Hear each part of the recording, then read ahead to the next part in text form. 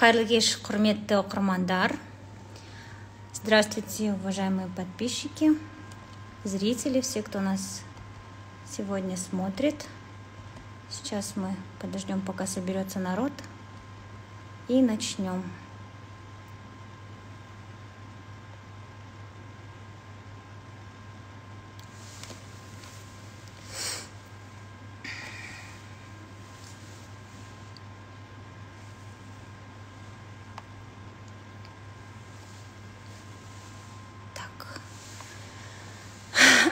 Қайырлы кеш, құрметті оқырмандар. Менің есімім Аягөз Бекенова. Мен Казавтожол ұлттық компаниясының баспасөз хатшысымын. Добрый день, уважаемые зрители, подписчики, все, кто нас смотрит. Сегодня меня зовут Аягөз Бекенова. Я являюсь пресс-секретарем национальной компании Казавтожол.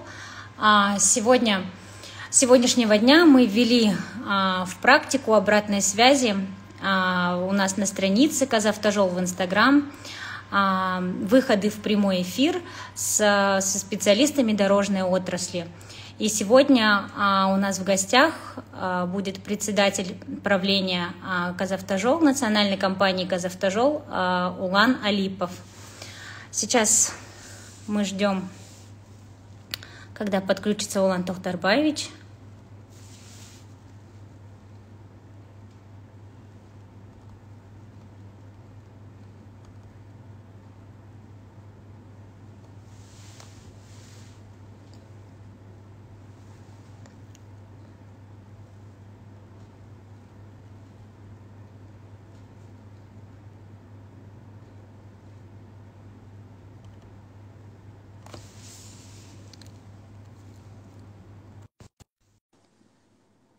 Так, мы ожидаем Улан Тохтарбаевича.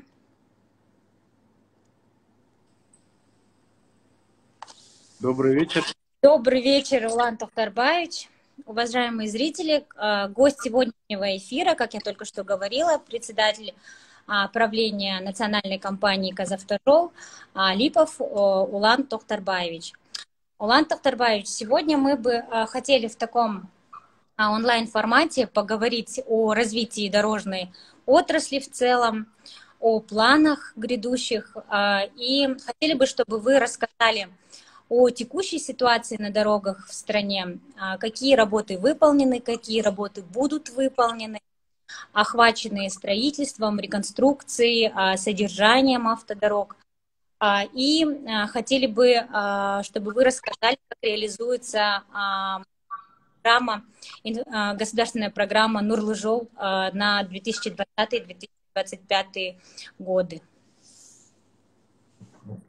Саламатсыздар ма, құрметті қонақтар. Рахмет, Аягөз, мен өте қуаныштымын осындай бүгін біз тікелей эфирға шығып отырғанымызға. Әлі де қонақтар қосыла жатар.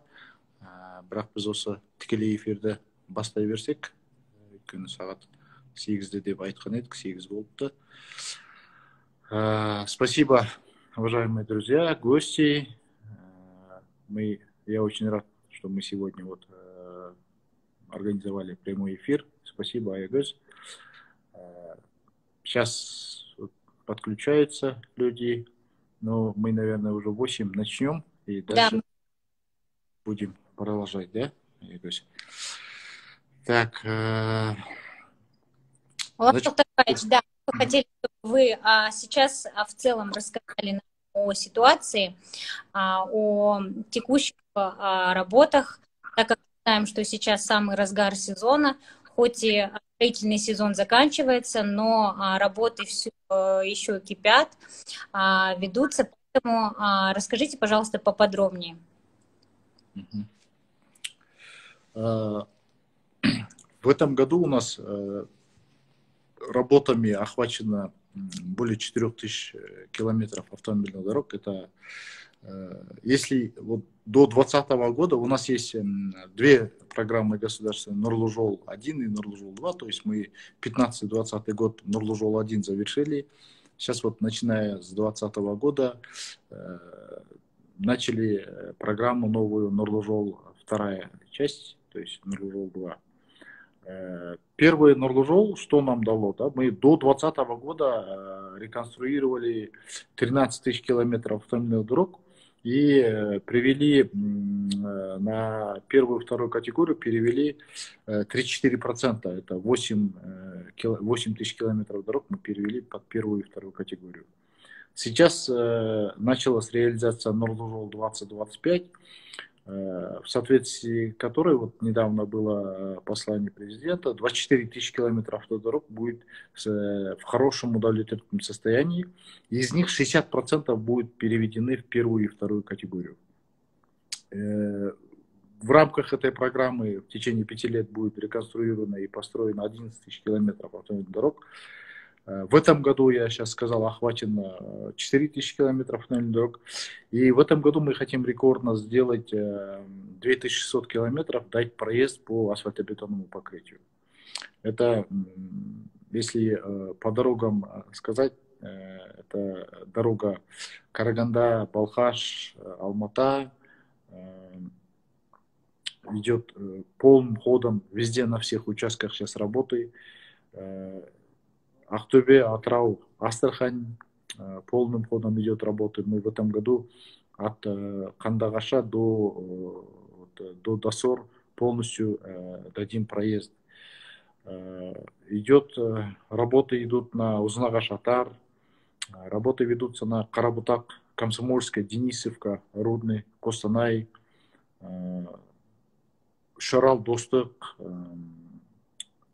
Астана, Петропавловск.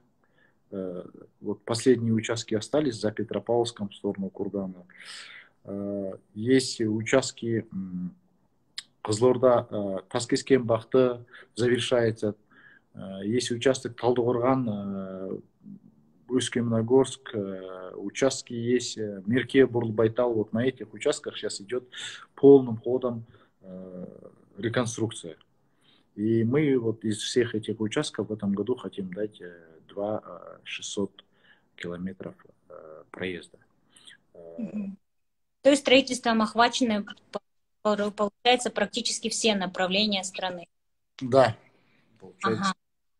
Ага. Касательно расширения платной сети автодорог, к нам поступает очень много вопросов, журналистских запросов, также и к нам в Директ, в Инстаграме, в Фейсбуке пишут пользователи автодорог и спрашивают, когда же будут все-таки запущены новые участки платных автодорог, какие-то трассы, и, может быть, уже в этом году будут введены какие-то тестовые платные.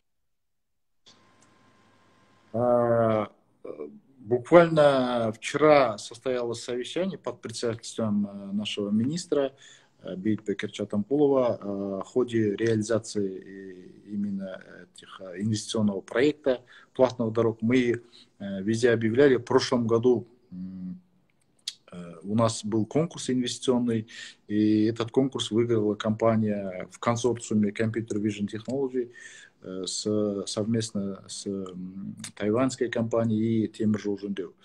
В принципе, они уже начали работу. Это было в декабре 2019 года. Они уже начали работу.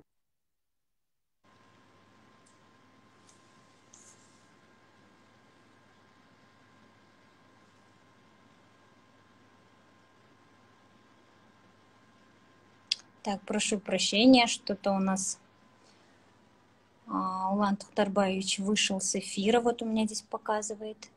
Мы его, Шымкент-Ташкент, с МР работы завершились уже, сейчас запустили на тестовый запуск. Остальные дороги, в этом году мы 5800 километров должны до конца года полностью сделать монтаж и запустить в тестовом режиме. То есть было поручение завершить его до конца года и детально проработать вопрос по ставкам, по общественным слушаниям. Были такие поручения, и мы дальше будем продолжать эту работу. У нас в контракте инвестиционном до конца 2024 года мы должны внедрить 11 тысяч километров платных дорог. такой еще один актуальный вопрос, Улан Тухтарбаевич, который очень часто поступает также нам пользователям и нередко также обсуждается в соцсетях. Это вопрос касательно развития придорожного сервиса и модернизации санитарно-технических узлов. Ну, в простонародье, то есть общественных придорожных. Как вот продвигается работа в этом направлении? Да, у нас существует 1838 объектов придорожного сервиса, из них 930 соответствуют национальному стандарту. По программе Нурлжол до конца 2020 года мы должны привести в соответствие 58% этих объектов. Плюс еще строятся новые объекты. Мы вчера буквально подписали с компанией «Компас» об открытых 35 новых придорожных комплексов, которые включают в себя заправку, супермаркеты, благоустроенные санузлы, площадки отдыха. То есть, в первую очередь, они сейчас первые объект уже практически сдают. Вот на следующей неделе буквально будут сдавать на участке Алматы-Капшагай, это 20 километров от Алматы. И мы с ними договорились на участках Нур-Султан-Караганда, Балхаш, Алматы. Вот на этом участке основные будут здесь. То есть будем строить 35, они будут строить 35 новых объектов и инвестируют 30 миллиардов тенге. Будем с ними работать. И мы вот как со стороны Казавтожола, какая работа проводится, мы начали привлекать инвесторов посредством нового корпоративного сайта. Если вы откроете наш сайт cash.kz, где есть страница для инвесторов, которые могут зайти любой бизнесмен, который хочет заняться придорожным сервисом, и там ознакомиться со всеми условиями. У нас есть 651 асфальтированных площадок, которые мы сегодня готовы отдать бизнесменам для использования. То есть на этих площадках там съезды, все готовы. На этих площадках могут они поставить небольшие модульные здания, и мы будем обслуживать эти площадки, то есть очистка мусора, очистка снега. Кроме этого, мы сделали анализ, отработали с акиматами, из 651 270 площадок имеют за площадками, значит, земли, где можно через акимат оформить и построить. То есть, если большие комплексы желают строить, то есть их можно построить. Мы здесь будем поддерживать, помогать, если есть желающие бизнесмены. Спасибо, Улан Тухтарбаевич. Еще один такой вот немаловажный вопрос, направление долгожданная трасса Караганда-Балхаш. Пользователи спрашивают, когда завершится трасса и как обстоят дела на этом участке автодороги. Караганда-Балхаш, у нас его протяженность 363 километра. Сейчас идет полным ходом работы. Если вы будете проезжать, там увидите. Мы его в следующем году мы полностью хотим до конца года как бы завершить. Может, останутся там какие-то мелкие работы. Вообще, по проектным срокам он должен завершиться в 2023 году, в начале 23-го, в мае 23-го по контрактным. Но мы сейчас ускоряемся и хотим завершить его, то есть в следующем году. Угу. Я напоминаю, что мы анонсировали наш прямой эфир вчера, и буквально вот 1,5 дня, да, нам поступили несколько вопросов пользователей. И вот первый вопрос поступил от пользователя Алматинской области, Карасайского района. Спрашивает: мен Алматы қаласында жұмысымын, біздің қалаға жетуіміз бір қиынның қиыны. Айтар жолымызда солай, Алтын Орда базар алдындағы жол қашан бітеді? Алтын Орда енді бір біздің үлкен жоба, ол жерде Дәулет-Турстрой деген компания жұмыс жасап жатыр. Бұл жобада көзделген 10 жолаққа дейін кеңейту, екі бағытта, бір бағытта 5 жолақ, қарсы бағытта 5 жолақ кеңейту қарастырылған.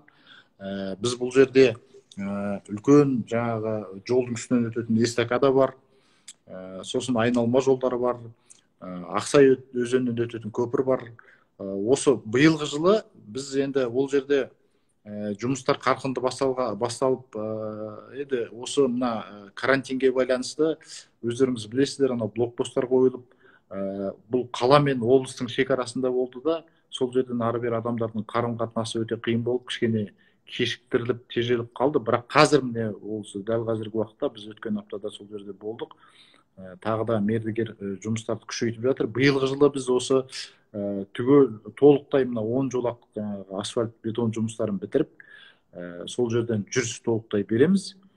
Келесі жылы жылдың басында бетон жұмыстары қалады. Өйткені мына бетон жұмыстары деген өздеріңіз білесіздер, оның жаңағы бір цикл, бір бетонды құйғаннан кейін оның 28 сутка қатуы бар, соны күту керек. Сондықтан ол жерде жаңағы қабаттарынан бетон, анау көпірдің үстіндегі өтетін эстакаданың жұмыстары сәл қалады. Соны біз эстакаданың жұмыстарын келесі жылы бітіреміз. Биыл толықтай жүріс береміз. Енді ана 10 жолақты ашатын болсақ, ол жерде мына қазіргідей кептеліс болмайды деген үмітіміз бар. Сондықтан біз осы мен ойлаймын, қараша айының аяғына дейін осы толық 10 жолақты ашып, бәрін асфальт бетонмен жауып жүріс береміз. Уважаемые пользователи, я некоторые включу комментарии, так как картинку Улан Тоқтарбаевича закрывает комментарии. Еще один такой вопрос, который поступил также нам от пользователей. Пользователь Ермурат спрашивает: расскажите, пожалуйста, по какой методике, системе и механизму происходит определение сметной стоимости по реконструкции, и почему эти стоимости такие низкие? Учитывается и как, да, что при тендере потенциальные поставщики делают скидки, к примеру, 30%, говоря еще ниже, и тем самым фактически не в состоянии довести проект до конца, приводит к еще более большим затратам в будущем, учитывая ежегодное удорожание материалов. Какие меры планируется предпринять и рассматриваете ли вы как вариант из выхода ужесточения тендерной процедуры с внедрением демпинга? Мы как раз вчера была передача «Круглый стол» с Рахамом Ушакбаевым, там мы участвовали, как раз были вот эти вопросы по ценообразованию. Рахимов Дархан Самарханович как раз задавал эти вопросы. Сметная стоимость определяется сейчас вот ресурсным методом, путем калькуляции. То есть это ресурсный метод, текущие цены ежеквартально комитет по делам строительства выпускает нормативы по ценам, и по ним рассчитывается проектно-сметная документация. Теперь по, значит, скидкам. Есть, да, демпинги. Сейчас у нас конкурсы проводятся по правилам для национальных компаний на площадке, значит, Министерства финансов. И в соответствии с правилами демпинг не более 15%. То есть более 15% скидки не применяются. Поэтому это есть демпинги. Есть, было вот в международных проектах, да, большие скидки, где финансируются международные финансовые институты. По правилам международных финансовых институтов там демпинг не предусматривается. И были большие скидки. Но я бы не сказал, что все проекты провалены. Да, есть проблемные проекты, где сделали компании большие скидки. Некоторые участки, проекты мы расторгли договора. Сейчас мы вот с банком договорились, вот эти новые конкурсы. Там, например, в Европейском банке есть своя методика расчета. У них не демпинг называется, у них называется как бы опасная цена. Поэтому у них есть своя методика расчета. Сейчас мы и с Азиатским банком договорились, что у них тоже будем рассчитывать. То есть, если кто-то дал низкую цену, мы будем запрашивать обоснование этой цены. Поэтому здесь, я думаю, тоже будет какой-то предел допуска скидок. Мгм. Улан Тоқтарбаевич, здесь нового эфира у нас здесь поступают вопросы от пользователей. Пользователи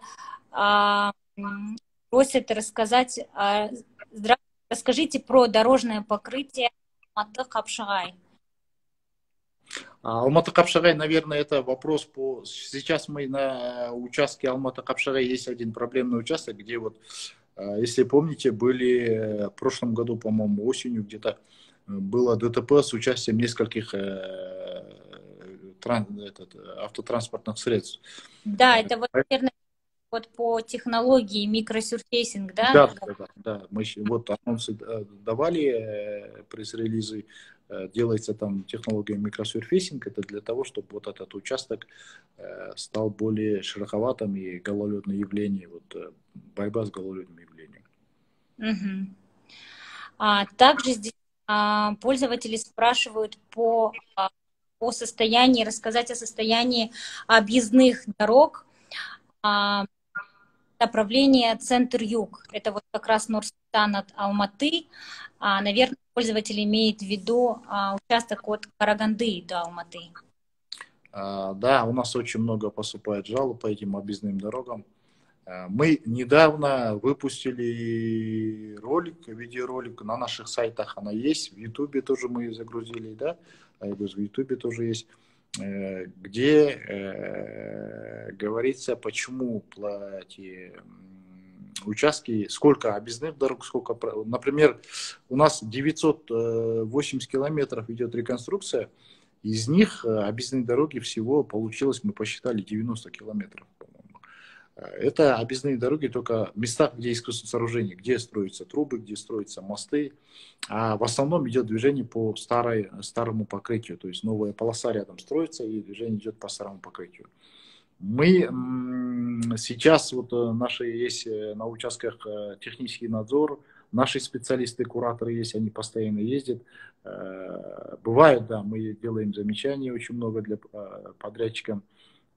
Бывает жаркая погода, не успевает поливать. Конечно, мы просим извинения за неудобство. Это как бы временное неудобство. Мы хотим быстрее закончить, поэтому бывает, вопросы бывали, почему охватили там столько-то километров, нельзя было там по кускам сделать, зачем так мучаете народ. Мы хотим быстрее его сделать и быстрее дать проезд на всем протяжении. Вот в этом году мы хотим максимально между Караганда и Балхаш максимально дать полностью проезд в асфальтобетоне. Дальше на участках Курты, Бурулбайтал тоже мы дадим проезд по асфальту.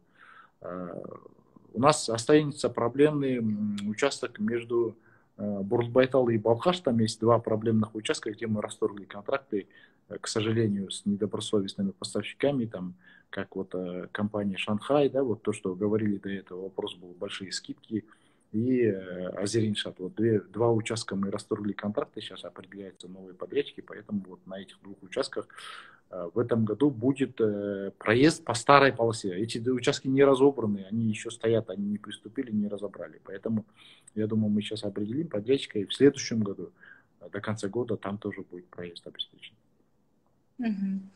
Уважаемые пользователи, те, кто присоединился только что, я напоминаю, сегодня о развитии дорожной отрасли в Казахстане. Гостем нашего нового эфира является сегодня председатель правления национальной компании «Казавтожол» Улан Алипов. Улан Тоқтарбаевич, здесь пользователи спрашивают также по участку Ушара-Достық. Какие сейчас там проводятся работы? Ушара-Достық у нас протяженность 180 километров. Из них первых 60 километрах работает компания «Кран».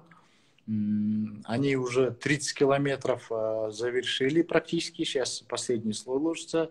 На следующих 30 километрах работает. Мы на этих 60 километрах в этом году до конца года дадим проезд. Следующие до поворота Ахши у нас 5 километров. Там работает АБК «Автодор-НС». Следующий, то есть 120 километров, это АБК «Автодор-НС». И мы им поставили задачу в этом году заасфальтировать вот этот участок до поворота Ахши, чтобы до Алакуля у нас следующий сезон, чтобы проезд был по асфальту. Дальше, значит, работы ведутся. АБК только в этом году мы заключили контракт, они только мобилизовались, поставили дробилки, эти заводы. И мы в следующем году уже до границы по асфальтобетону будем давать проезд. Мгм.